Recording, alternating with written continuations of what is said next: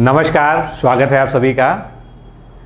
अपर निजी सचिव एक ऐसी पोस्ट है जो एक सपना होती है सभी ऐसे व्यक्तियों के लिए जिन्होंने स्टेनोग्राफी का कोर्स किया है, क्योंकि उनके लिए अगर कोई उच्चतम पद पॉसिबल है उत्तर प्रदेश सरकार में तो वो यही है। और एक राजपत्रित पद होने के साथ में 4800 ग्रेड पे का पोस्ट है। और हनक तो ऐसी है कि मतलब जो आप अगर किसी अपर निजी सचिव से मिले हो कभी, उसके बाद इनका प्रमोशन भी होता है, तो आप जानते हैं कि आपको अगर किसी मंत्री जी से मिलना है, प्रमुख सचिव से मिलना है, मुख्य सचिव से मिलना है, तो उन सभी के पहले अपर निजी सचिव से आपको मुलाकात करनी होगी और वही आपकी मुलाकात करवाएंगे। तो कुल मिलाकर सचिवालय या जितने भी बड़े प्रतिष्ठान हैं उनमें अगर बड़े अधिकारियों की बात की जाए जिनकी एक बड़ी प्रतिष्ठा होती है, तो वो प्रतिष्ठा जो है निश्चित रूप से अपर निजी सचिव को प्राप्त है। और इसीलिए जो है ये पद अपने आप में बहुत ही महत्वपूर्ण है। आज लगभग 10 साल की लड़ाई के बाद जो है ये पोस्ट निकल पाई है। इसमें बहुत से लोगों ने अपना बहुत समय दिया है, धरना प्रदर्शन किया है, कोर्ट में लड़ाइयाँ लड़ी हैं, आयोग से लड़ाइयाँ लड़ी हैं, और कुल मिलाकर जो है आयोग ने अंततः इसका विज्ञापन जारी करने का निर्णय लिया है। तो आज का जो ये लेक्चर है, ये जो वीडियो है, ये पूरी तरह से अपर निजी सचिव परीक्षा क्या होती है, इसकी तैयारी कैसे करनी चाहिए, और इसको लेके बहुत सारे आपके मन में सवाल है। कुछ सवाल मैंने यहाँ पर लिखे हैं, बाकी सवाल यहाँ पर भी लिखे हुए हैं मेरे पास जो है, जो आप लोगों ने पूछे हैं, और कई सवाल जो है मुझे और भी पता है जिनका मुझे जवाब देना है। तो चूँकि सवाल बहुत हैं तो ये एक लंबा लेक्चर होने वाला है। और अगर आप अपर निजी सचिव परीक्षा की तैयारी करना चाहते हैं, आप योग्य हैं, योग्यता रखते हैं, तो आपको ये वीडियो अंत तक देखना ही होगा। तभी आप जो है इसकी सारी बारीकियों को समझ पाएंगे कि कहाँ कहाँ पर क्या क्या चीज़ें जो है किस तरह से होती हैं, परीक्षाओं के चरण क्या होते हैं, क्या क्रम होते हैं, क्या इसकी सिलेबस है, टाइपिंग क्या है, शॉर्टहैंड क्या है, इंग्लिश टाइपिंग आती है तो उसका क्या फ़ायदा है, और कौन सी किताबें पढ़नी है, मतलब सब कुछ जो है आप इसी एक समग्र वीडियो में आप आज देखने जा रहे हैं। तो शुरुआत करते हैं। सबसे पहले हम बात करते हैं आयोग की एक नोटिस की। आयोग की ये नोटिस जारी की गई है 18 अगस्त को, अभी बहुत दिन नहीं हुआ है। और इसी के बाद ये बिल्कुल डेड श्योर हो गया है कि 300 पद लगभग अनुमानित पद हैं, और कुछ लोग ये भी बता रहे हैं कि अभी ये पद और भी बढ़ सकते हैं क्योंकि पद खाली पड़े हुए हैं। और ये अपर निजी सचिव परीक्षा 2023 माह सितंबर के द्वितीय सप्ताह में, मतलब यूं कह लीजिए कि 10 से 15 या 16-17 तारीख के बीच में जो है अगले महीने या सितंबर के महीने में ये पद आ जाएंगे। तो अब जब सितंबर में आ जाएंगे तो आपको अक्टूबर का समय मिलेगा, नवंबर के लास्ट तक आपका एग्ज़ाम हो जाना चाहिए। अगर बहुत ज़्यादा खिंचा तो दिसंबर तक जा सकता है, इससे ऊपर जो है नहीं जाएगा। मतलब 2023 में ही आपका ये एग्ज़ाम हो जाएगा। प्रिलिमिनरी तौर पर जितनी भी शुरुआती परीक्षाएं हैं वो 2023 में हो जाएंगी। तो इसके लिए आपको तैयारी भी अच्छे से करनी पड़ेगी, गंभीरता से। और तैयारी में क्या क्या करना पड़ेगा ये सभी को हम जो है यहाँ पर बात करेंगे। तो सबसे पहली चीज़ ये है कि अगर आप अपर निजी सचिव परीक्षा की तैयारी करना चाहते हैं तो आप OTR जो आयोग की वेबसाइट पे जाइए, वहाँ पर OTR भरने का वन टाइम रजिस्ट्रेशन का एक प्रोसेस है, उसको पूरा कंप्लीट कर लीजिए। आपके सामने नोटिफिकेशन आ जाएगा, तब भी आपको OTR भरना पड़ेगा। अभी से भर लेंगे तो आपको और सुविधा हो जाएगी, आपको बाद में ज़्यादा दिक्कत नहीं होगी। तो उसके लिए यहाँ पर देखिए आयोग की आधिकारिक वेबसाइट है otr.pariksha.nic पर जाकर OTR की प्रक्रिया आपको पूर्ण करनी होगी, उसके बाद आप आगे बढ़ेंगे। अब हम बढ़ते हैं इसके संभावित परीक्षा की तिथि, क्योंकि अभी आपके मन में सवाल है। तो ये आपके सामने आयोग का जो है कैलेंडर जारी किया हुआ है, जो जारी हुआ था 1 जनवरी 2023 को। और उसके बाद से जो है कई एग्ज़ाम इसमें बढ़ चुके हैं जो पहले से नहीं दिए थे। तो ये पहला पन्ने पे तो कुछ भी आपके मतलब का नहीं है, आप जो है यहाँ से देख सकते हैं, क्योंकि कहा गया है कि सितंबर के दूसरे सप्ताह में ये परीक्षा का जो है नोटिफिकेशन आएगा। तो आप ये मान के चलिए कि आपको 20 से 25 दिन तक जो है तो फॉर्म भरने के लिए मिलेगा, यानी कम से कम 10 अक्टूबर तक आपको फॉर्म भरने का समय मिलना चाहिए, एक मोटा मोटा अनुमान मैं लगाता हूँ। फिर अक्टूबर बीत जाएगा, नवंबर में इसके एडमिट कार्ड जरूर जारी हो जाएंगे और नवंबर में परीक्षा होने की संभावना है। तो नवंबर में आपके पास जो आरक्षित तिथियां हैं वो कौन कौन सी दिख रही हैं? एक तो 5 नवंबर है और एक 19 नवंबर है। ये 2 परीक्षा की तिथियां आरक्षित हैं, लेकिन ऐसा नहीं है कि आयोग ने जो आरक्षित कर रखा है उसी पर करा सकता है। आयोग जो है बीच में भी करा सकता है। ये आरक्षित इसलिए कर दी जाती है कि जितने भी बाकी बोर्ड हैं, जितने भी और संस्थाएं यूपी में एग्ज़ाम कराती हैं या जो है राष्ट्रीय स्तर पर एग्ज़ाम होते हैं, उनसे एग्ज़ाम की डेट क्लैश ना हो, उसकी वजह से पहले से ये आरक्षित वाली बात जो है यहाँ पर लिख दी जाती है। लेकिन आप ये मान के चल सकते हैं कि आपकी परीक्षा जो है नवंबर में होनी चाहिए। नवंबर में होनी चाहिए तो आपको तैयारी भी उसी हिसाब से अच्छे से करनी होगी। हद से हद अगर नवंबर में नहीं होती तो परीक्षा दिसंबर में जाएगी।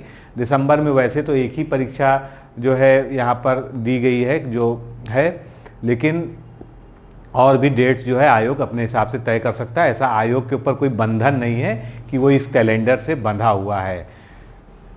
आगे बढ़ेंगे। अब हम बात करते हैं कि जो लोग डिकोड एग्ज़ाम के प्लेटफॉर्म से जुड़कर जो है तैयारी करना चाहते हैं उनको क्या करना होगा। तो पहली चीज़ बहुत स्पष्ट रूप से समझ लीजिए कि चूंकि आप लोगों में से कम 500 लोगों की मेरे पास रिक्वेस्ट ऑलरेडी आ चुकी है, हमारे पास उनके नंबर तक सेव हैं हमारे ऑफिस वाले मोबाइल पर, जो नंबर यहाँ पर दिया हुआ है। इसी वजह से हम ये कोर्स प्रारंभ कर रहे हैं और आने वाले सोमवार से यानी 28 अगस्त से हमारा ये बैच फुल्ली फंक्शनल होके, मतलब अभी से आप एडमिशन ले सकते हैं, अभी से आपको उसमें कुछ ना कुछ मटेरियल मिल जाएगा, लेकिन 28 अगस्त 2023 से टेलीग्राम पर डेली प्रैक्टिस स्टार्ट हो जाएगी। जो हिंदी वाली प्रैक्टिस करवानी है और जीके वाली प्रैक्टिस करवानी है वो 28 अगस्त 2023 से प्रारंभ हो जाएगी। इसलिए अगर आपको एडमिशन लेना है तो आप 27 अगस्त तक अवश्य ले लें, क्योंकि मैं ये चाहता हूँ कि अगर आप पहले दिन से हमारे साथ रहेंगे तो आपके लिए वो बेनिफिशियल रहेगा। बाकी आपकी जैसी इच्छा, आप जैसे भी तैयारी करना चाहते हैं। यहाँ पर जो मैं आज स्ट्रेटजी डिस्कस करने जा रहा हूँ वो उन्हीं लोगों के लिए है जो लोग हमारे परीक्षा में जो है हमारे साथ नहीं जुड़ के भी तैयारी कर सके। उनके हिसाब से भी हम बात करेंगे, उनको हम बुक्स भी बताएंगे, सोर्स भी बताएंगे कैसे पढ़ना है।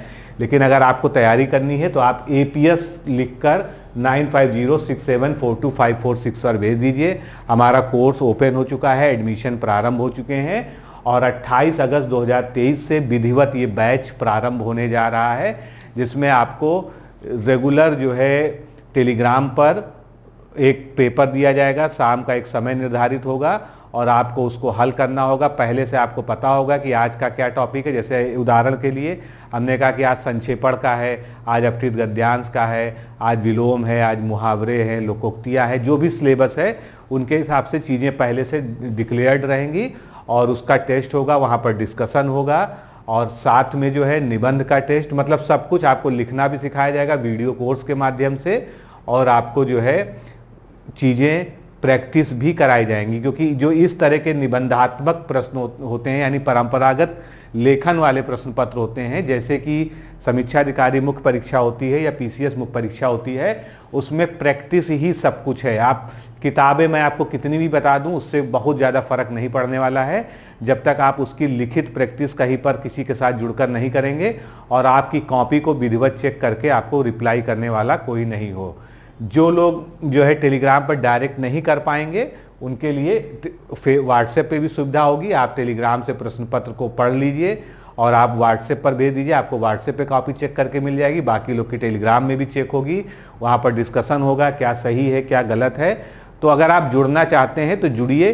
जीके के लिए हम लोग वीडियो कोर्स इसमें नहीं देंगे क्योंकि जीके का कोर्स बहुत ही सीमित है। हम उसके स्रोत आपको बता देंगे, कैसे पढ़ना है, कहाँ से पढ़ना है, और जीके के हजारों प्रश्नों की जो है आपके एग्ज़ाम के पहले तक जो है प्रैक्टिस करा देंगे। इतने सेट प्रैक्टिस करा देंगे कि आपको जो है कोई समस्या नहीं होगी। और जीके का आपको स्पेशली जो है प्रैक्टिस के लिए क्या दिया जाएगा, साथ में जो है आपको टेस्ट सीरीज दी जाएगी। ग्रुप में टेस्ट तो होगा ही होगा रेगुलरली, जैसे हम शेड्यूल निर्धारित करेंगे, लेकिन आपको अलग से भी व्याख्यात्मक हल वाली ऐप के माध्यम से भी जो है टेस्ट सीरीज दी जाएगी। बाकी सारा क्रियाकलाप जो हिंदी वाला है वो सब कुछ जो है आपको कराया जाएगा टेलीग्राम पर, और उसको वीडियोस के माध्यम से। जैसे अपठित गद्यांश है तो उसमें हम 10 वीडियोस करीब जो है आपको अपठित गद्यांश कैसे सॉल्व करना है, उसका संक्षेपण कैसे करना है, वो हम उसके माध्यम से करा देंगे। निबंध जो है हम आपको आदर्श निबंध दे देंगे, निबंध कैसे लिखना है ये हम वीडियो के माध्यम से आपको बता देंगे। और बाकी जो भी सिलेबस है, विलोम शब्द है, वाक्यांश के लिए एक शब्द है, तो ये सभी कुछ जो है समानार्थी शब्द है, ये सभी जो है हम वीडियोज़ के माध्यम से भी और डेली ग्रुप डिस्कशन प्रैक्टिस के माध्यम से सॉल्व कराएंगे। तो मुझे लगता है कि आपको बात समझ में आ गई होगी, और जो लोग भी ईमानदारी से जुड़कर चाहते हैं कि वो इस अपॉर्चुनिटी का लाभ उठाएं, क्योंकि देखिए बहुत लंबे संघर्ष के बाद इतनी ज़्यादा वैकेंसी आई है। 300 वैकेंसी अगर इस परीक्षा को देखें तो कम नहीं होती है, क्योंकि 600 समथिंग तो जो है इसकी कुल पोस्ट ही हैं यूपी में, उसमें से 300 प्लस पर आपको जो है आपको चयन का मौका मिलेगा। तो ये अपने आप में जो है बहुत अच्छी बात है। और दूसरी चीज़, बहुत से लोग ओवर एज हो गए हैं, वो लोग मांग कर रहे हैं, अब उनकी मांग कहाँ तक स्वीकार की जाती है। तो जो लोग नए स्टेनोग्राफर हैं जिनकी आयु अभी है, तो उनके लिए तो ये अपॉर्चुनिटी है ही है, और मैं हृदय से ये भी चाहता हूँ कि उनकी भी मांग सुन ली जाए। जो लोग पहले एग्ज़ाम दे चुके हैं और अभी तक जो है ओवर एज होने की वजह से दोबारा एग्ज़ाम देने के अभी सक्षम नहीं है, तो अगर उनकी भी आयोग सुन लेता है तो जो है मुझे इस बात की भी बहुत व्यक्तिगत खुशी होगी, और आयोग को जो है उनको इस मैटर को भी संवेदनशीलता से देखना चाहिए। तो आपको अभी क्या करना है, APS लिखकर इस नंबर पर यानी 9506742546 पर व्हाट्सएप से भेज देना है। और व्हाट्सएप से भेजने के बाद आपको एक पूरा मैसेज टाइप किया हुआ आपके व्हाट्सएप पे भेज दिया जाएगा रिप्लाई में, जिसमें लिखा होगा कि आप किस तरह से हमको जुड़ेंगे और क्या क्या प्रोसीजर रहेगा। अब हम आगे बढ़ते हैं अपने मूल कंटेंट के ऊपर। ये APS की सेवा नियमावली है, अपर निजी सचिव यानी एडिशनल प्राइवेट सेक्रेटरी की सेवा नियमावली है। हो सकता है आपको बहुत साफ नहीं दिख रहा हो, लेकिन इसमें जो काम की बात है वो मैं आपको जो है इनलार्ज करके दिखा दूंगा। ये 31 जनवरी 2023 को प्रख्यापित हुई है उत्तर प्रदेश सरकार के द्वारा, उत्तर प्रदेश शासन के द्वारा। उसके बाद से ही भर्ती का रास्ता साफ हुआ है, क्योंकि सेवा नियमावली संशोधन ही जो है एक ऐसी बाधा थी जिसके कारण APS की भर्ती सालों साल से फंसी पड़ी थी। अभी तो 2013 वाला जो है भर्ती का कोई हल भी नहीं निकला है, वो मामला जो है शायद विवादित होकर कोर्ट में चल रहा है। तो इसको कहा गया है उत्तर प्रदेश सचिवालय अपर निजी सेवा तृतीय संशोधन नियमावली 2023। अब ये दिखाने का केवल मकसद ये मेरा है कि ये राजपत्रित, एक तो है यहाँ पर लिखा है समूह खा के जो है राजपत्रित पद हैं ये, और दूसरी चीज़ जो है जो इसकी शैक्षिक योग्यता है। इधर जो कुछ लिखा है इसको आपको नहीं पढ़ना, इधर जो है पुराना नियम था, ये वाला जो है नियम इधर नए नियम है।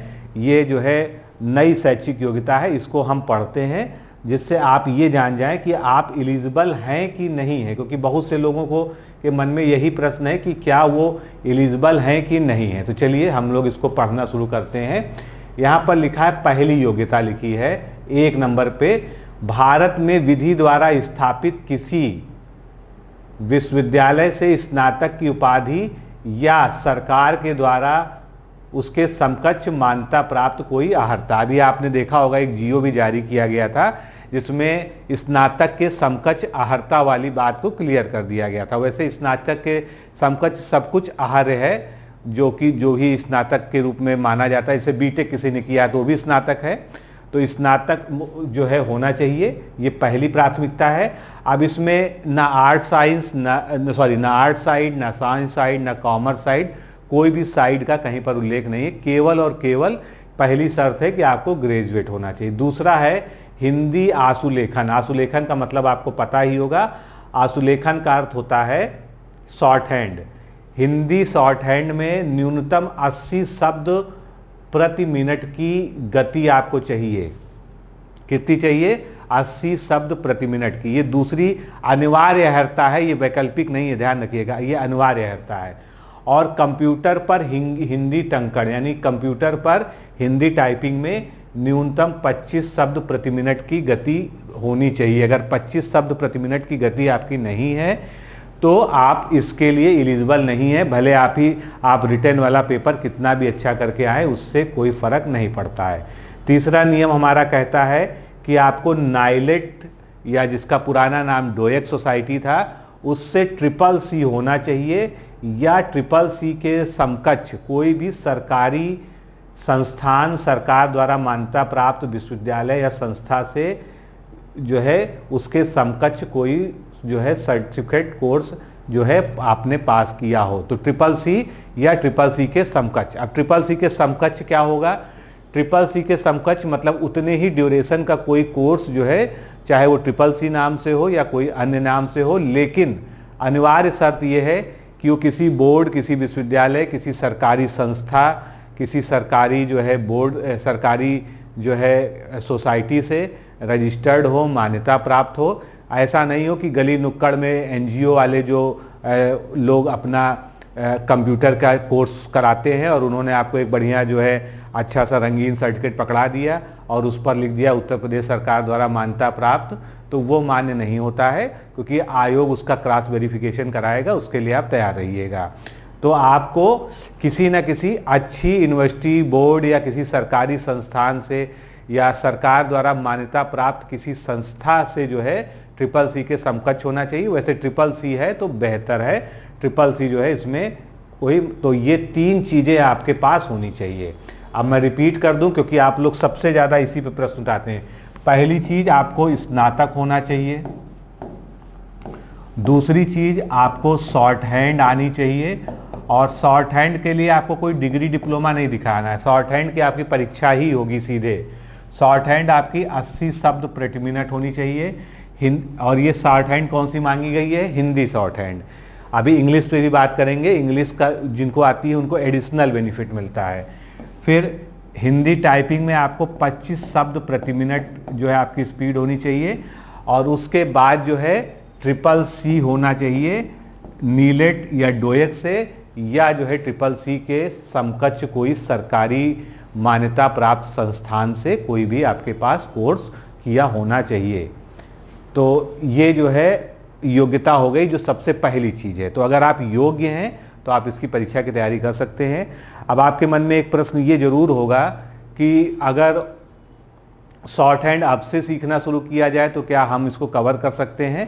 तो देखिए, यहाँ पर शॉर्ट हैंड के लिए कोई आपसे डिग्री डिप्लोमा तो फॉर्म भरते समय शायद ही जो है जमा कराया जाएगा। मुझे इसके बारे में 100% जो है जानकारी जो है एग्जैक्ट नहीं है, लेकिन शॉर्ट हैंड बहुत ही टफ माना जाता है सीखने में। मैं आपको हतोत्साहित नहीं कर रहा हूँ, लेकिन अगर आप वास्तव में जुनूनी व्यक्ति हैं, जुनून है आपके अंदर, तब भी ये माना जाता है कि 6 महीना कम से कम लगता है शॉर्ट हैंड में 80 जैसी स्पीड लाने के लिए, जब आप 3 से 4 घंटा लगातार जो है प्रैक्टिस करते हैं।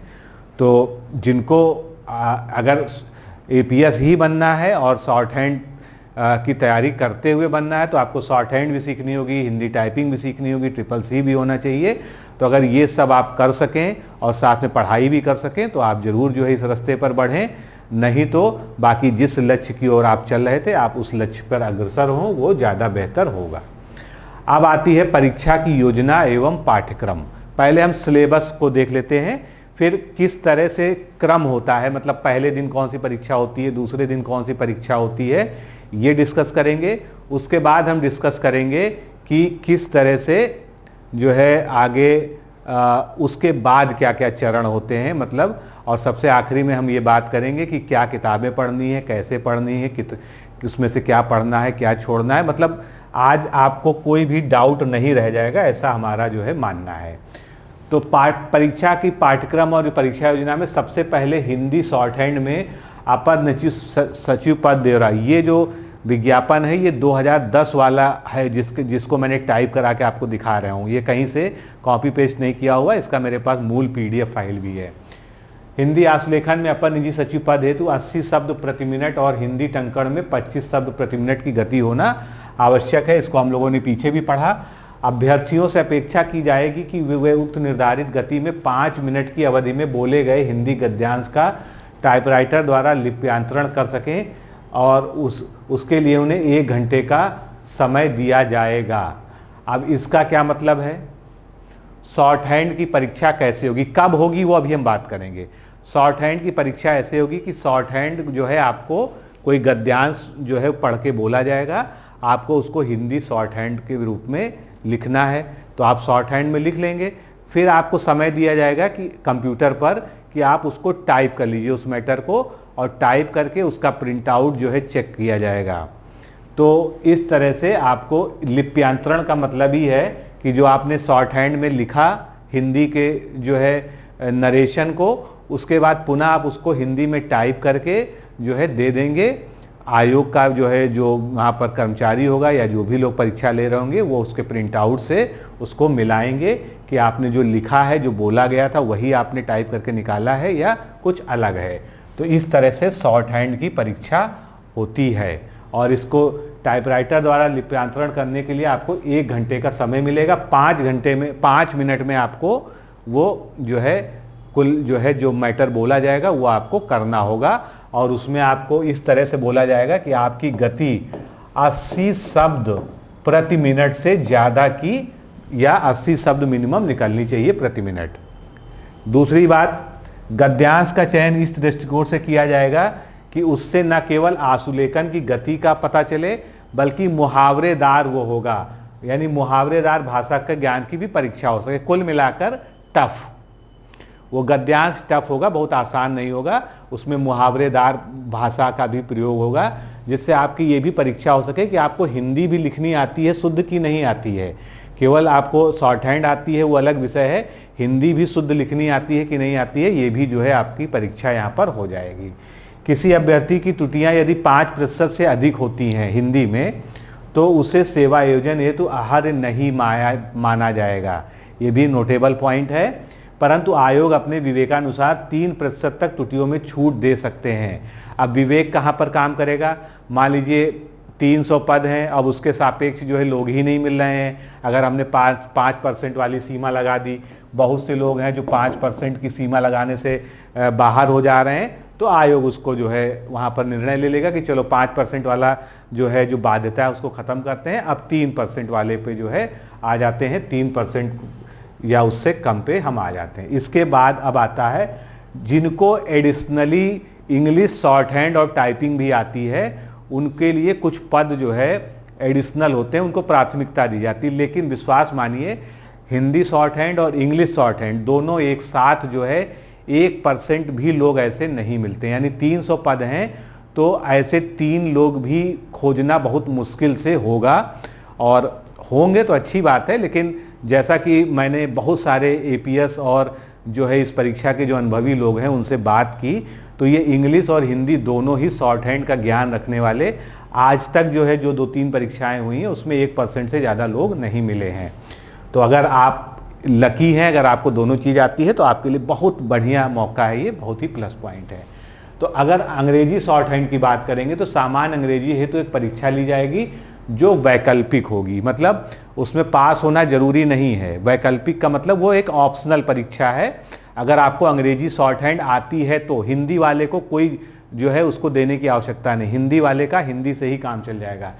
चयनित अभ्यर्थियों में से ऐसे अभ्यर्थी जो हिंदी तथा अंग्रेजी दोनों के विहित मानक के अनुकूल पाए जाएंगे वे द्विभाषी भत्ता, उनको एडिशनल क्या लाभ मिलेगा, उनको जो है द्विभाषी भत्ता जो है एक अलग से मिलेगा। पूरी तनख्वाह तो सभी को मिलेगी, लेकिन जो हिंदी अंग्रेजी दोनों ही शॉर्ट हैंड और टाइपिंग के लिए आहर्य हो गए जो है पास हो जाएंगे, उनको एक अलग से द्विभाषी भत्ता मिलता है। अब ये कितना मिलता है ये मुझे जानकारी नहीं है, ये राज्य सरकार द्वारा निर्धारित किया जाता है, उनको ये अलग से मिलेगा।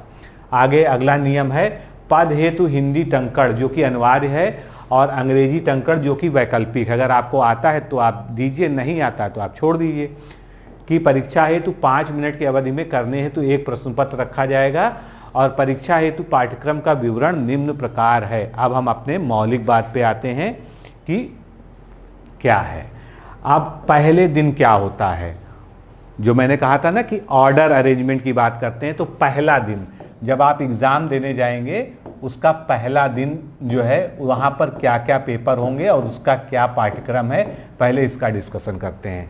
तो पहले दिन सुबह वाली पाली में, यहाँ पर मैं लिख देता हूँ क्योंकि आप लोग फिर बाद में क्वेश्चन ना पूछें। पहले दिन सुबह वाली मॉर्निंग में आपका जो है जीके का प्रश्न पत्र होगा। यहाँ लिखा है सामान्य ज्ञान, ध्यान रखिएगा सामान्य अध्ययन शब्द नहीं लिखा है। सामान्य अध्ययन एक अलग होता है जो पीसीएस और समीक्षा अधिकारी लेवल की परीक्षाओं में होता है। यहाँ सामान्य ज्ञान की बात हो रहा है, मतलब यहाँ पर प्रश्न बहुत ही बेसिक नेचर के होंगे, क्योंकि सारा खेल जो है वो टाइपिंग और शॉर्ट हैंड का है। जिनको टाइपिंग, शॉर्ट हैंड और एक और परीक्षा लास्ट में होती है, अंतिम परीक्षा इसकी कंप्यूटर ज्ञान की, जिसका जो है प्रैक्टिकल जो है प्रायोगिक परीक्षा होती है, वो 3 ही जो है आपको मतलब स्टोनो बनाने के लिए काफ़ी हैं। तो ये जो सामान्य ज्ञान है, बस ये आपके सामान्य ज्ञान को परखने के लिए ही है।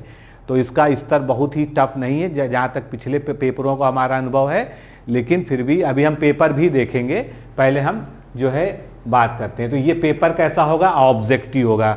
सामान्य ज्ञान का पेपर ऑब्जेक्टिव होगा और इसमें से प्रश्न जो है स्नातक स्तर के होंगे। यानी कहने का मतलब है स्नातक स्तर तो अगर वैसे देखा जाए तो टफ स्तर होता है, लेकिन फिर भी जो प्रश्न आए हैं, जो अनुभव रहा है, वो बहुत ही आसान रहा है। सबसे पहले जो है आपसे 10 अंक में 10 शब्द संक्षेप पूछे जाएंगे। मान लीजिए WHO का फुल फॉर्म पूछा गया आपसे, वर्ल्ड ट्रेड सेंटर WTC का फुल फॉर्म पूछ लिया, यूनिसेफ का फुल फॉर्म पूछ लिया गया, एड्स का फुल फॉर्म पूछ लिया गया, UPSSC का फुल फॉर्म पूछ लिया गया, UPPSC का फुल फॉर्म पूछ लिया गया। तो एब्रिविएशन जिसको कहते हैं और आप लोग कॉमनली जिसको फुल फॉर्म कहते हैं, तो आपसे जो है मतलब शब्द संक्षेपण पूछा जाएगा। नीलेट का फुल फॉर्म या एब्रिविएशन इसको फुल फॉर्म कहते हैं। तो ये जो है 10 अंक के 10 प्रश्न होंगे कुल जो आपसे पूछे जाएंगे। दूसरी चीज है प्रसिद्ध पुस्तकें और उनके लेखक। इसमें करंट से रिलेटेड भी आपसे जो है पूछे जा सकते हैं और पुराने। मान लीजिए कामायनी किसकी रचना है और कादम्बरी किसकी रचना है, ठीक है, ये तो साहित्यिक हो गई। फिर नया आ गया डार्क हॉर्स किसने लिखी है। उसके बाद जो है जो इधर वर्तमान में जो बड़े बड़े राइटर्स हैं, किसी की भी कोई भी रचना कहीं से पूछी जा सकती है। बुकर पुरस्कार प्राइज या जो इस समय बेस्ट सेलर बुक्स हैं उनके बारे में, तो ये सब चीज़ें जीके की बुक में आसानी से दी रहती हैं। तो इसका जो है मैं सोर्स यहीं पर आपको बता दे रहा हूँ। आपको ल्यूसेंट जीके जो रिसेंट वाली बुक है वो, या इसी पैटर्न पे बहुत सारी जीके की बुक आती। कौन कौन सी?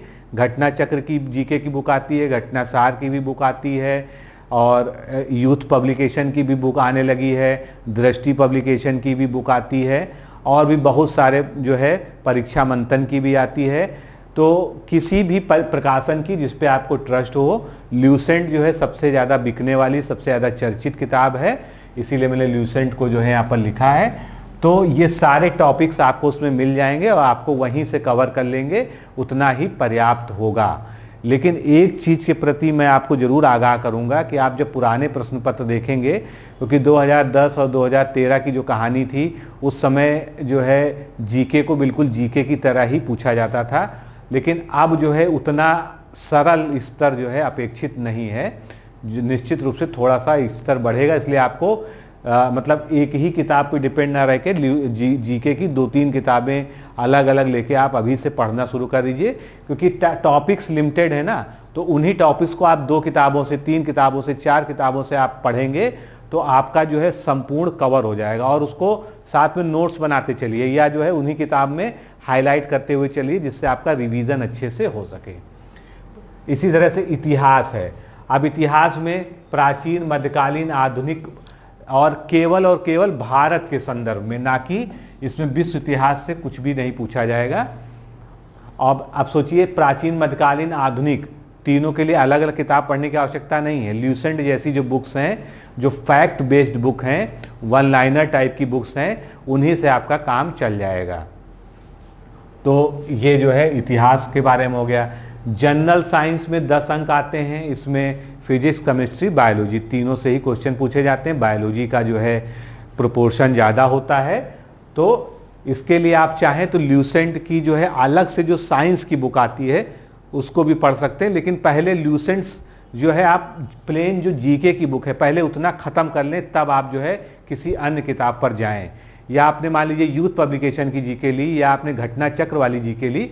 घटना चक्र पे तो अब 2-3 तरह की जीके आ गई हैं, और वो अलग अलग जो है पतली पतली जो है अलग अलग टॉपिक्स की भी आ गई, तो आप उनको भी अलग से ले सकते हैं। पूरी श्रृंखला आ गई है, तो आप जिसको प्रेफर करें आप जाके देख लीजिए, आप ले सकते हैं। कुल मिला के आपको सामान्य अध्ययन में ना जाके सामान्य ज्ञान में ही जो है रहना है। भूगोल केवल उत्तर प्रदेश से संबंधित, क्या समझे, यानी यूपी स्पेशल आपको पढ़ना है। अब ये आप कहाँ पढ़ेंगे, इसमें आपका ल्यूसेंट से काम नहीं चलेगा। इसके लिए आपको घटना चक्र या परीक्षा वाणी, इसकी यूपी स्पेशल वाली किताब लेनी होगी, और यूपी स्पेशल जीके वाली, उससे आप जो है भूगोल यूपी का पूरा पढ़ेंगे। अब इसमें क्या पढ़ेंगे, उत्तर प्रदेश की पहले बाउंड्री पढ़िए, कहाँ कौन कौन सी जो है राज्य और कौन कौन सी राष्ट्रीय अंतर्राष्ट्रीय सीमाएं हैं, कौन कौन से जिले से कौन सा राज्य स्पर्श करता है, फिर कौन सी नदियां हैं, मतलब पूरा भूगोल जो है, नदियां, पहाड़, पर्वत, पठार, बुंदेलखंड क्षेत्र, जितने भी क्षेत्र हैं, कृषि, तो ये सभी जो है भूगोल में तो बहुत कुछ आ जाएगा, पर्यावरण भी आ जाएगा, वन भी आ जाएगा। तो कुल मिला के आपको उत्तर प्रदेश को व्यापक तरीके से पढ़ना होगा, तब जाके आप जो है 6 अंक इसमें निकाल पाएंगे। उसके बाद भूगोल भारत से संबंधित पूछा जाएगा 4 अंक का मात्र, तो इसको आप केवल और केवल ल्यूसेंट जी के या उस तरह की कोई भी बुक आप खरीद रहे हैं, परचेज कर रहे हैं, उससे आप उसको कवर कर सकते हैं। नेक्स्ट हमारा है भारतीय संविधान। अब ध्यान रखिएगा, यहाँ पर इंडियन पॉलिटी नहीं लिखा है, भारतीय राज व्यवस्था शब्द नहीं लिखा है। हमेशा सिलेबस को सही से पकड़िए, यहाँ पर राज व्यवस्था नहीं लिखा है, यानी आपको पॉलिटी जैसा डेप्थ में नहीं जाना, आपको इंडियन कॉन्स्टिट्यूशन पे ही फोकस करना है।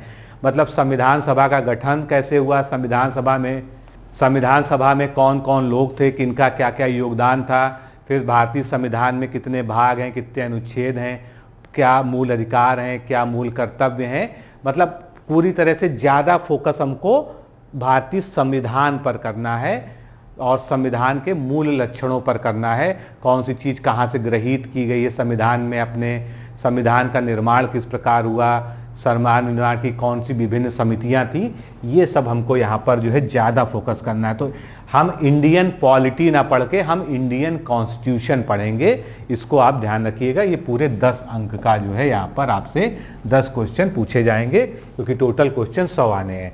अब आता है स्पोर्ट्स की बात। अब स्पोर्ट्स जो है सुनने में तो बड़ा छोटा लगता है, अभी आपसे पूछ लिया जाए वॉलीबॉल कोर्ट का आकार क्या है, बैडमिंटन कोर्ट का आकार क्या है, फुटबॉल कितने बड़े ग्राउंड में खेला जाता है, लॉन टेनिस जो है कहाँ पर खेला जाता है, कितने खिलाड़ी खेलते हैं, तो आपको खेल और खिलाड़ी से जुड़े सारी ट्रॉफियाँ, मैदानों की लंबाई चौड़ाई, कौन सी ट्रॉफी किसमें दी जाती है, राष्ट्रीय अंतर्राष्ट्रीय स्तर पर जो वर्तमान में प्रतियोगिताएं होती हैं, ओलंपिक के बारे में, पिछले ओलंपिक कब हुए, अगले कब होंगे, क्रिकेट के वर्ल्ड कप पिछले कब हुए, अगला कहाँ होगा, और जितनी भी खेल प्रतियोगिताएं हैं उनसे जुड़े जितने खिलाड़ी हैं, बड़े नाम हैं, उनको उनकी जो है उपनाम जो दिए जाते हैं, मतलब कुछ भी इसमें आपको छोड़ना नहीं है। और इसमें करंट का भी आपको डेटा खेल से जुड़ा पढ़ना पड़ेगा। तो ये खेल खिलाड़ी तो जीके वाली बुक में आपको पूरा मिल जाएगा, बाकी आपको करंट अफेयर्स पर भी नज़र रखनी होगी, खेल से संबंधित जो है। और एक चीज़ ध्यान रखिए कि अगर आप एपीएस की तैयारी करने जा रहे हैं तो आज से ही रोज परीक्षा के दृष्टिकोण से, करंट अफेयर्स के दृष्टिकोण से एक राष्ट्रीय स्तर का, चाहे वो कौन सा चाहे कोई भी अखबार हो, मान लीजिए हम सबसे ज़्यादा हिंदुस्तान और दैनिक जागरण की बात करते हैं, अगर यूपी में अमर उजाला हुआ, इन सब पेपरों में से कोई एक पेपर नियमित पढ़िए और उनका संपादकीय पढ़िए, क्योंकि आपको इसमें क्या करना है, गद्यांश की भी प्रैक्टिस करनी है, संक्षेपण भी आप उसी से कर सकते हैं, आप उसी से हिंदी की निबंध की भी प्रैक्टिस कर सकते हैं। तो निबंध के लिए भी इम्पॉर्टेंट होगा, और बाकी जो है आपका जो है करंट से रिलेटेड जो भी चीज़ें होंगी वो कवर होंगी। तो पेपर आज ही से पढ़ना शुरू करिए। फिर भारत में महत्वपूर्ण नगर कौन कौन से हैं, खासकर धार्मिक नगर, पर्यटन वाले नगर, स्मारक कौन कौन से हैं, यहाँ भी धार्मिक और सब पर्यटन वाली जो चीज़ें आ जाएंगी। मान लीजिए हम्पी की गुफाएं कहाँ पर हैं, हम्पी के स्मारक कहाँ पर हैं, ये पूछ लिया गया आपसे। खजुराहो के मंदिर कहाँ पर हैं, किसने बनवाया, मतलब कुल मिला के स्मारक, इमारतें, जितनी भी जो है दर्शनीय स्थल हैं, कौन सा मंदिर कहाँ पर है, सूर्य मंदिर कहाँ पर है, कोणार्क का सूर्य मंदिर किस प्रांत में या किस राज्य में है। तो इस तरह के महाबलीपुरम रथ मंदिर कहाँ पर है, जैसे हमने कहा महाबलीपुरम में है, तो महाबलीपुरम किस स्टेट में है। तो यहाँ पर जितने भी भारत के दर्शनीय स्थल हैं, ताजमहल के बारे में या जितने भी और अन्य स्मारक हैं, उन सभी को आपको यहाँ पर पढ़ना पड़ेगा, जो कि जीके की किताब में बहुत ही प्रमुखता से दिए रहते हैं। आगे बढ़ते हैं। महत्वपूर्ण राष्ट्रीय एवं अंतर्राष्ट्रीय घटनाएं, ये क्या है? ये प्योर करंट अफेयर्स है जो 10 अंक का है और ये बहुत ही मायने रखता है। इसके लिए अभी से एक अखबार पढ़ना रोज शुरू कर दीजिए और पतली वाली कोई भी एक मैगजीन करंट अफेयर्स की आप फॉलो करना शुरू कर दीजिए। हमारे इस चैनल पर Supriya ma'am daily current affairs पढ़ाती हैं सुबह 7 बजे। उनका करंट अफेयर्स ही अगर आप फॉलो करना शुरू कर दीजिए तो बाकी कुछ और पढ़ने की आवश्यकता नहीं है। बाकी जो लोग कोर्स में इनरोल्ड होंगे उनको करंट अफेयर्स का जो है अलग से मटेरियल दिया जाएगा। नेक्स्ट हमारा है अंक गणित, अर्थमेटिक्स, यानी कि कक्षा 8 के स्तर का। मतलब इसका स्तर बहुत ही लो होगा, बहुत ही आसान वाला होगा, लेकिन पढ़ना तो पड़ेगा ही क्योंकि यहाँ टॉपिक्स का खुलासा नहीं हुआ है। तो टॉपिक्स जो महत्वपूर्ण हैं वो कहाँ से पता चलेंगे? जो प्रीवियस ईयर पेपर्स हैं वहाँ से हम उसको देखेंगे।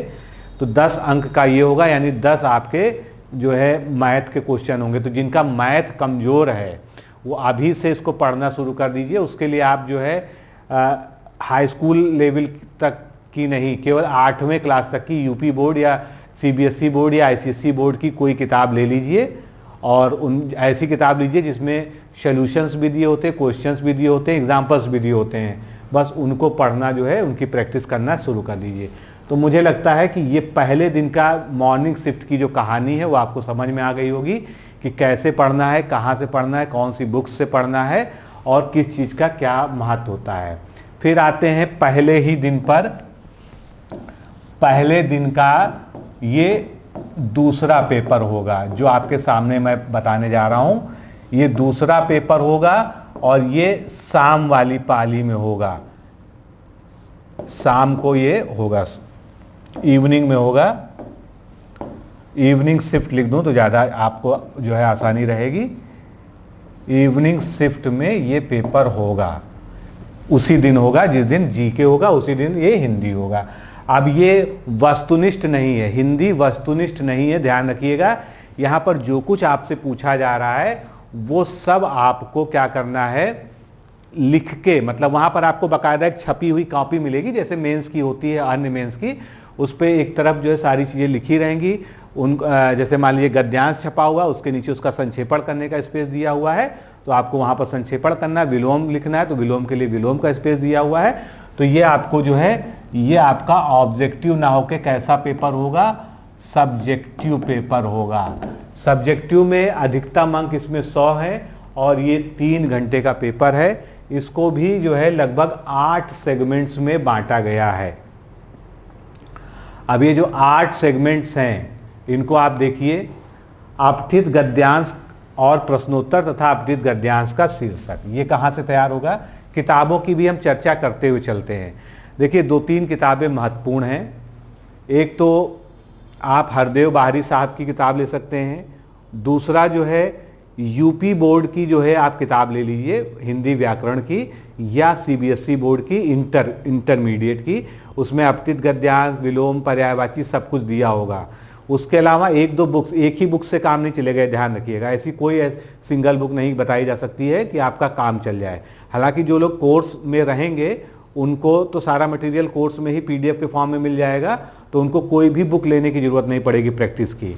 लेकिन जो लोग जो है सेल्फ प्रैक्टिस करेंगे उनको मैं बता दूं कि पहले तो आप इंटरमीडिएट लेवल की, हाई स्कूल लेवल की, आपको पुरानी किताबें मिल जाएंगी। आपके शहर में कोई ना कोई ऐसी जगह होगी जहाँ पर पुरानी किताबें जो है मतलब जिनको हम लोग सेकेंड हैंड कहते हैं, रीसेल में बिकती हैं। तो आप वहाँ जाइए, हाई स्कूल इंटर की जो है किताबें, क्योंकि उसमें खूब सारे आपको गद्यांश मिल जाएंगे। वो गद्यांश आप प्रैक्टिस करिए। हिंदी व्याकरण की किताब जो है आप इंटर की होगी, उसमें ये सारे टॉपिक्स मिल जाएंगे। तो अभी हम डिस्कस करते हैं एक एक करके। तो सबसे पहले अपठित गद्यांश के प्रश्नोत्तर। अपठित गद्यांश एक दिया होगा, अभी हम आपको दिखाएंगे भी कैसे दिया होगा। उस पर 3-4 प्रश्न दिए होंगे जो आप अपठित गद्यांश को ही पढ़ के जो है बता पाएंगे। और उसका एक शीर्षक आपको देना होगा, इतना काम करना होगा और इसके लिए 20 नंबर हैं। ये समझ लीजिए सबसे ज़्यादा स्कोरिंग यही है। तो जितना आप अपठित गद्यांश की तैयारी करेंगे, बाकी आपके पास अगर आप समीक्षा अधिकारी जो है हिंदी की कोई भी परीक्षा की तैयारी कर रहे हैं तो आपके पास किताबें हैं, चाहे वो हरदेव बारी साहब की हो, वासुदेव नंदन जी की हो, पृथ्वीनाथ पांडे सर की हो, आप जिसके पास राघव प्रकाश हो, कोई भी किताब हो, आप उसमें देखेंगे सभी में अपठित गद्यांश संक्षेपण उनके लिए जो है दिया हुआ मैटर जो है, तो आप उससे भी जो है इसको कर सकते हैं, इसमें कोई समस्या नहीं है। तो ये हो गया 20 नंबर का। फिर आपको एक पैराग्राफ दे दिया जाएगा, उसका आपको संक्षेपण करना होगा। संक्षेपण बेसिकली क्या होता है, किसी भी मूल पैराग्राफ में अगर 100 शब्द लिखे हुए हैं उसको हमको 1/4 कर देना है, और ऐसा 1/4 कर देना है कि जो हमारा मूल पैराग्राफ था, मूल गद्यांश था, उसकी लगभग हर महत्वपूर्ण बात, जिसको हम जीस्ट कहते हैं, जिसको हम सार कहते हैं, उसका पूरा सार उसमें आ जाए और हम इसको 25 शब्दों में समेट दें। कहीं कहीं पर ये भी लिखा होता है कि 1/3, लेकिन जो है वास्तव में जो संक्षेपण होता है वो 1/4 में किया जाता है। तो ये भी जो है प्रैक्टिस करने के लिए आप कोई भी सोर्स इस्तेमाल कर सकते हैं।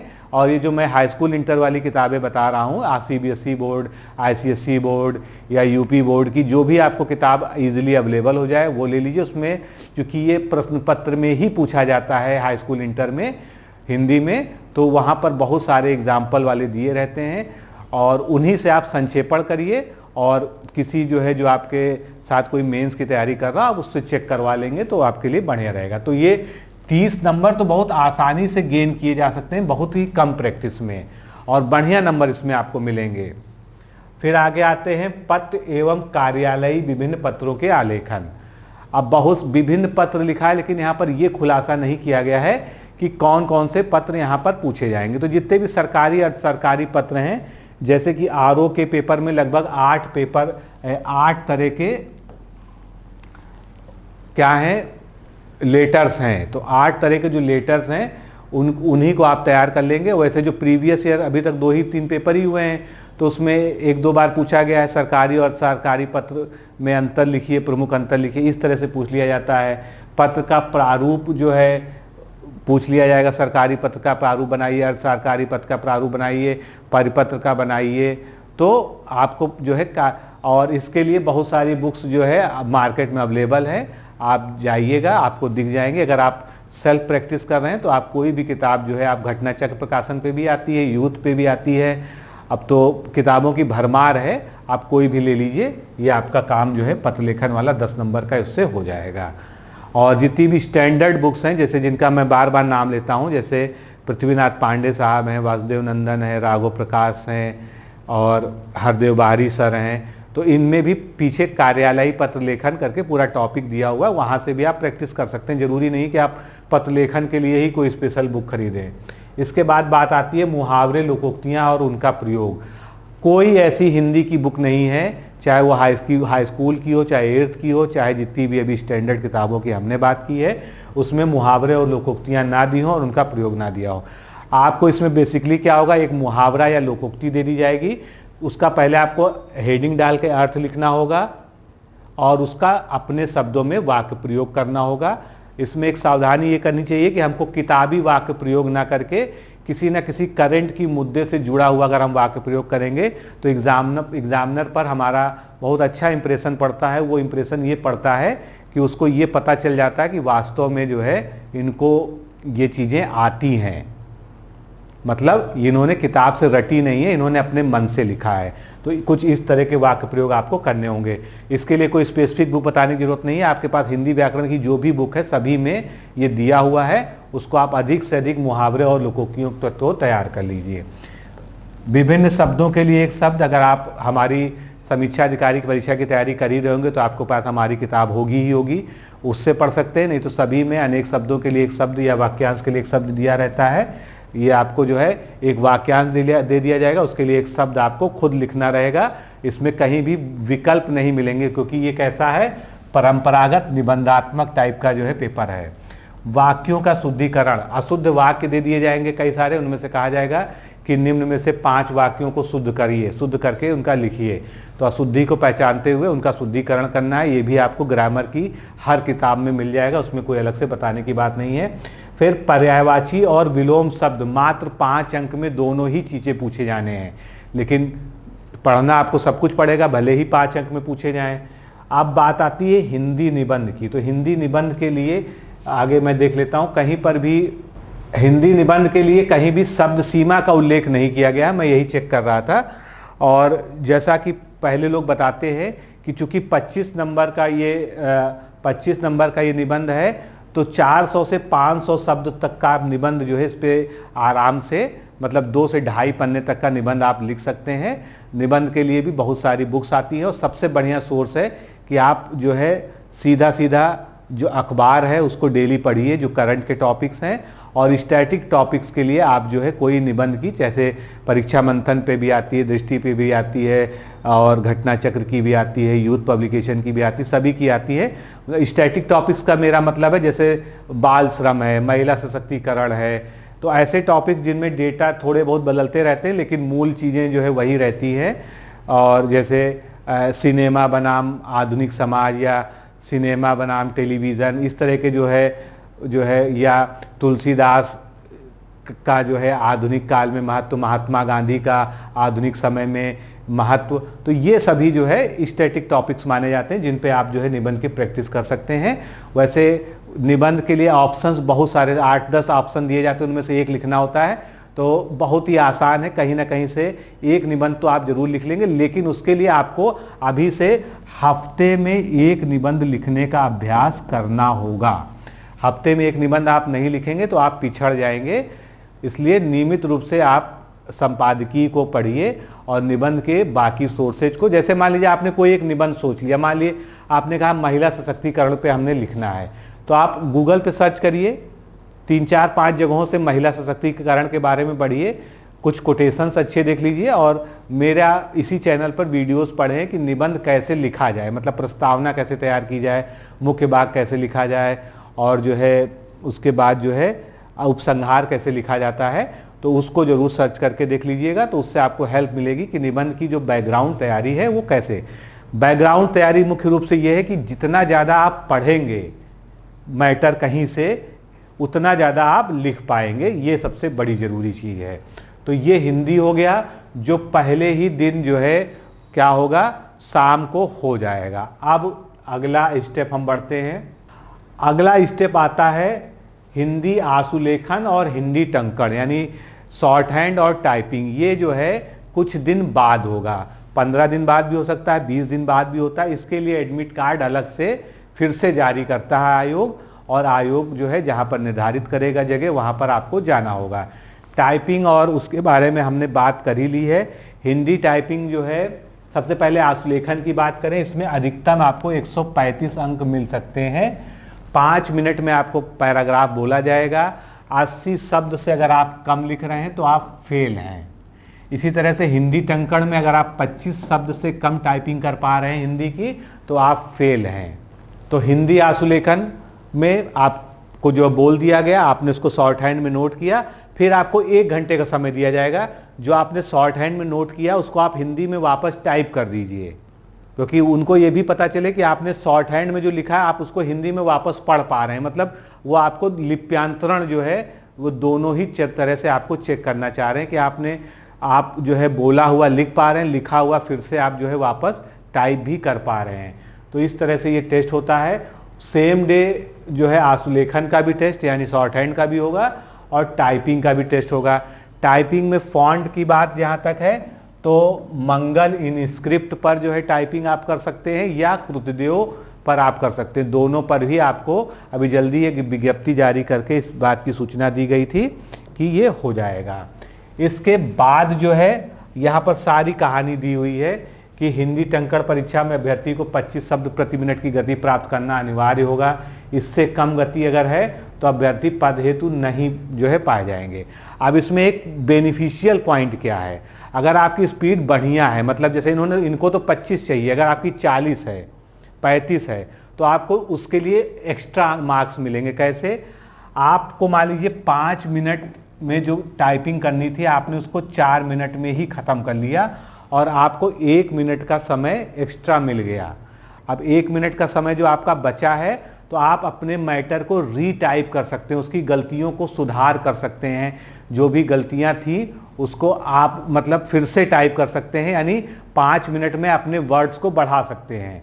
तो अगर आप बढ़ा देंगे, उदाहरण के लिए यहाँ पर पढ़िए, 25 शब्द प्रति मिनट की गति प्राप्त करने वाले अभ्यर्थियों को 10 अंक तो मिलेगा ही मिलेगा, इससे कम है तो आप फेल हैं, आप आउट हो गए। इससे अधिक गति प्राप्त करने वाले अभ्यर्थियों को अतिरिक्त 5 शब्द प्रति मिनट की गति के लिए दोबारा रीटाइप आप कर सकते हैं, 1 अतिरिक्त अंक दिया जाएगा। किंतु इस प्रकार कुल पूर्णांक 15 से अधिक नहीं होगा, यानी न्यूनतम आपको 10 अंक मिलेंगे और अधिकतम 15 मिलेंगे। उसका एक सिस्टम है, वो यहाँ पर लिखा हुआ है। 25 तक तो आपको 10 अंक मिलेंगे, 25 से 29 तक अगर आप जो है 5 मिनट में टाइप कर ले रहे हैं तो आपको 10 अंक तो मिलेंगे ही मिलेंगे। लेकिन अगर 5 मिनट में आप 30 से 34 शब्द टाइप कर ले रहे हैं तो आपको 11 अंक मिलेंगे, 35 से 39 तक कर रहे हैं तो 12 अंक मिलेंगे, 40 से 44 कर रहे हैं तो 13 अंक मिलेंगे, 45 से 49 कर रहे हैं तो 14 अंक मिलेंगे, और आप कहीं अगर इतने फास्ट हैं कि 50 से अधिक आपकी स्पीड है तो आपको 15 अंक मिलेंगे। तो आप इस तरह से आप एक बहुत बड़ी बढ़त बना ले जाएंगे। तो कुल मिलाकर अगर हम देखें तो शॉर्ट हैंड और टाइपिंग इस परीक्षा की जान है। बाकी चीज़ें तो सेकेंडरी हैं, वो तो आपको पढ़नी ही पढ़नी है, लेकिन शॉर्ट हैंड और परीक्षा मतलब वैकल्पिक नहीं है। अगर ये अनिवार्यता आप पास नहीं कर पाते हैं तो आपका सारा पढ़ा लिखा हुआ चीज़ें बेकार हो जाएंगी। तो इसलिए आपको सारी पढ़ाई लिखाई के साथ में मतलब थ्योरेटिकल पढ़ाई के साथ में आपको अपनी टाइपिंग और शॉर्ट हैंड को लगातार इम्प्रूव करना। जैसे अब बात करें, मान लीजिए आपने स्टेनोग्राफी का कोर्स 6 साल पहले किया था, ठीक है, आज आप भूले नहीं हैं, लेकिन आप आज की डेट में 80 शब्द अगर नहीं निकाल पा रहे हैं तो आपको निश्चित रूप से फिर से कोई इंस्टीट्यूट ज्वाइन करके 1-2 घंटा अपना प्रैक्टिस वहाँ पर जारी करिए, अपनी टाइपिंग की करिए। मंगल पे करते हैं तो मंगल पे, कृतदेव पे करते हैं तो करिए। मतलब कुल मिलाकर इसको भी आपको समय देना होगा, और जितनी बढ़िया स्पीड में आप टाइपिंग कर ले जाएंगे उतना आपको बेनिफिशियली अंक मिल जाएंगे। टाइपिंग के बारे में और जो है कोई ख़ास बात, क्योंकि मैंने कुछ चीज़ें नोट करके रखी हैं, तो टाइपिंग के बारे में सारी बात जो है यहाँ पर हो गई है। अब अगला स्टेप क्या है, इसके बाद आएगा आपका रिजल्ट। रिजल्ट घोषित होगा कि कितने लोग आगे के लिए पास हुए, और ये रिजल्ट किसके आधार पे होगा। आपने जो शुरुआत में 10-15-20 दिन पहले परीक्षा दी थी, मतलब हिंदी और जीके की परीक्षा दी थी, उसके आधार पर, और इसको आपके शॉर्ट हैंड और टाइपिंग की परीक्षा के आधार पर आप नेक्स्ट लेवल के लिए क्वालिफाई हुए या नहीं हुए। नेक्स्ट लेवल का मतलब क्या है? नेक्स्ट लेवल का मतलब है कि कंप्यूटर का एक प्रैक्टिकल टेस्ट होगा। अभी उसके बारे में हम पूरी डिटेल में बात करने जा रहे हैं कि कंप्यूटर का प्रैक्टिकल टेस्ट आखिर होगा कैसे। यहीं पर एक चर्चा अभी छूट गई है जिसको हमको करना जरूरी है। अगर आपको अंग्रेजी टाइपिंग और अंग्रेजी शॉर्ट हैंड भी आती है तो आप फॉर्म में पहले से ही उल्लेख करेंगे, और वहाँ पर भी आपसे पूछा जाएगा, तो आपको वहाँ पर 5-5 मिनट में टाइपिंग और शॉर्ट हैंड इंग्लिश वाला भी करने का मौका दिया जाएगा।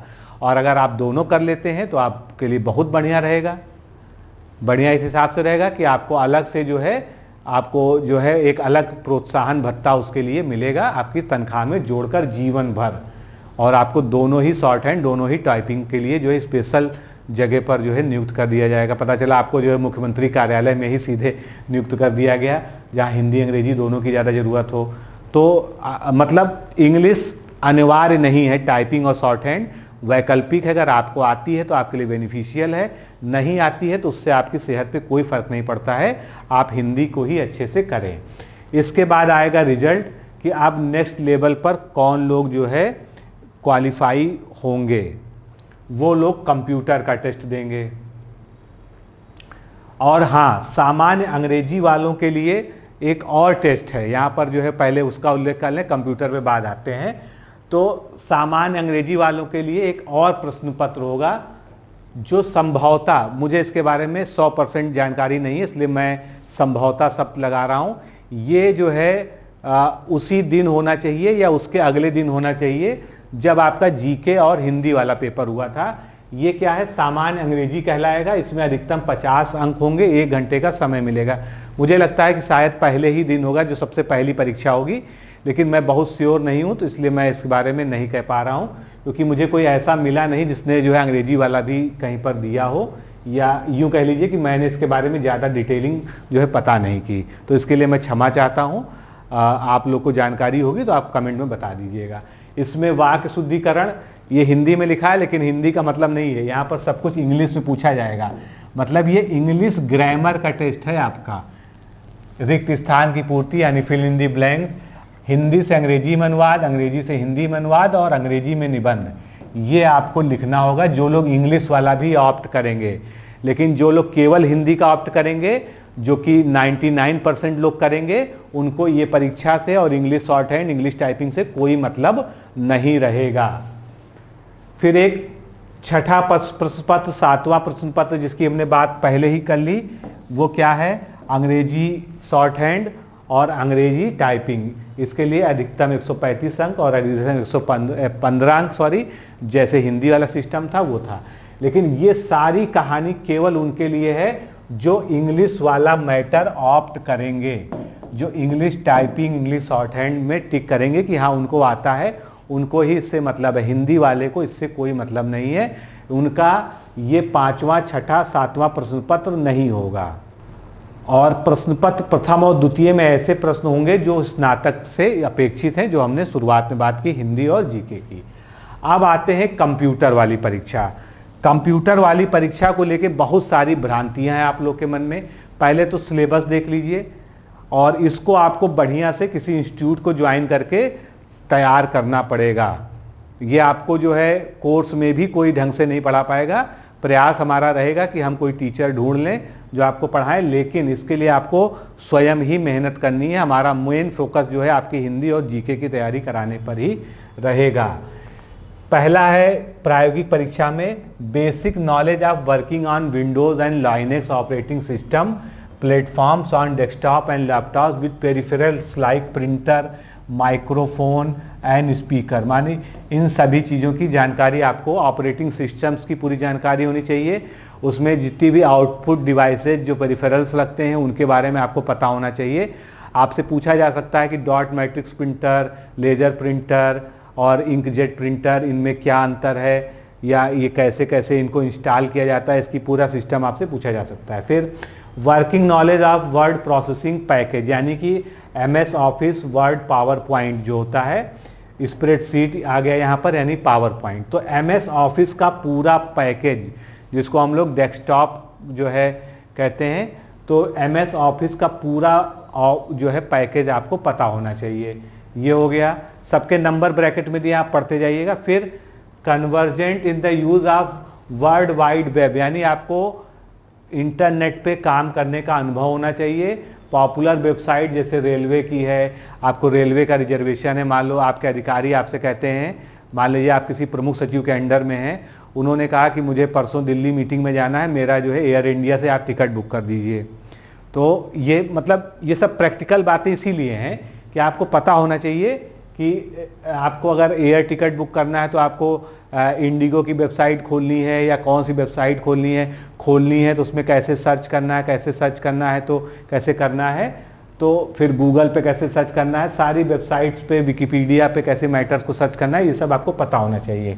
फिर ईमेल करना आपको मस्ट आना चाहिए। ईमेल आजकल बहुत महत्वपूर्ण है, कैसे ईमेल का अटैचमेंट भेजते हैं, कैसे डाउनलोड करते हैं, कैसे इमेज को भेजते हैं, और ईमेल लिखा कैसे जाता है, ये सभी जो है आपको ये। और ईमेल में जो एड्रेस बुक मेंटेन की जाती है पहले से, उसमें साइन अटैच किए जा सकते हैं। बहुत बारीक चीज़ें हैं, जो लोग कंप्यूटर का नॉलेज रखते हैं उनको सबको पता है ये। फिर working knowledge of preparation of presentation, यानी कि PPT, जिसको पावर पॉइंट प्रेजेंटेशन जो है कहते हैं, ये 15 नंबर का, ये सब आपसे करवाया जाएगा। और इसके लिए आपको 100 अंक मिलेंगे। 1.5 घंटा जो है कंप्यूटर टर्मिनल पर प्रायोगिक परीक्षा होगी। अब ये परीक्षा होगी कैसे, सबसे बड़ी समस्या ये है। क्या ये आपको लिखना है, ये आपको कंप्यूटर पे करना है?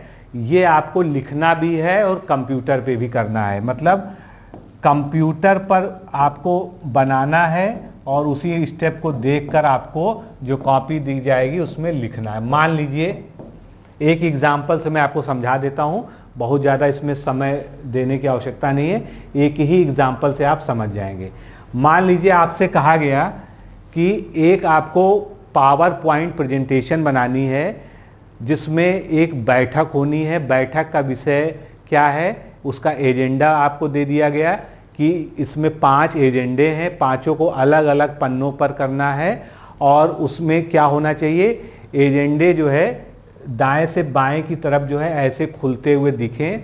मतलब आपको जो है बता दिया जा रहा है कि उसकी जो है स्टाइलिंग कैसे होनी चाहिए। तो आपको 5-6 चीज़ें जो है बता दी गई कि पीपीटी पे करनी है। तो अब आप इतने जो है, ऐसा तो है नहीं कि आप वो कंप्यूटर दिमाग में रटा तो आपके सामने कंप्यूटर है। अब आप क्या करेंगे, आप इस तरह की एक पीपीटी को यहाँ पर तैयार करेंगे।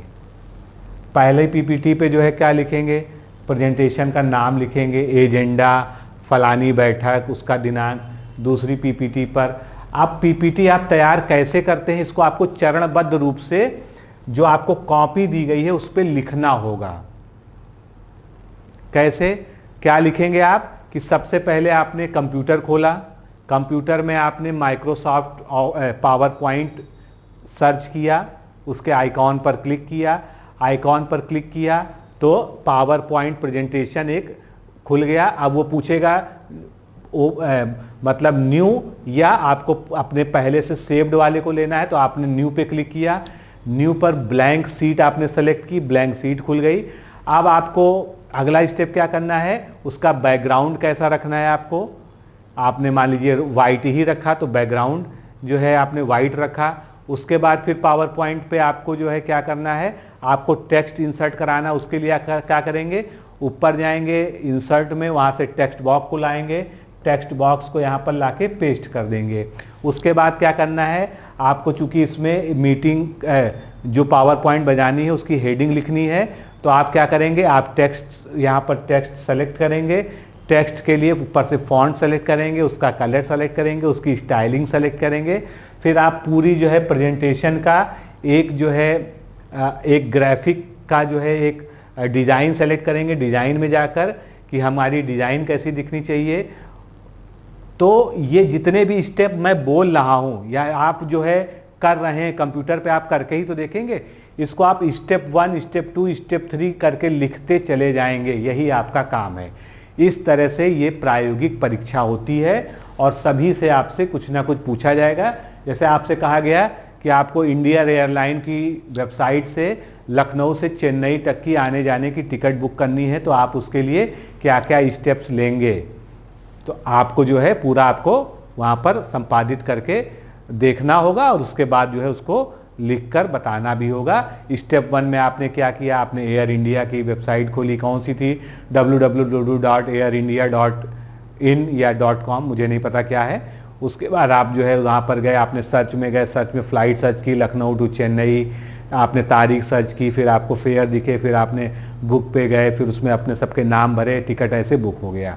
ये केवल एग्जाम्पल्स हैं, ज़रूरी नहीं इस तरह के क्वेश्चन आपसे पूछे जाएँ, तो कुछ भी पूछा जा सकता है। मतलब आपको कंप्यूटर इसलिए दिया गया है कि आप कंप्यूटर पे इसको सारे स्टेप्स को चेक कर पाएँ कि किसके बाद क्या किया और उसके बाद उसको कॉपी पर आप लिख पाएँ। तो इस तरह से ये प्रायोगिक परीक्षा होगी और ये अंतिम परीक्षा होगी। इसके बाद जो है आप जो है सेलेक्ट हो जाएंगे इसके लिए।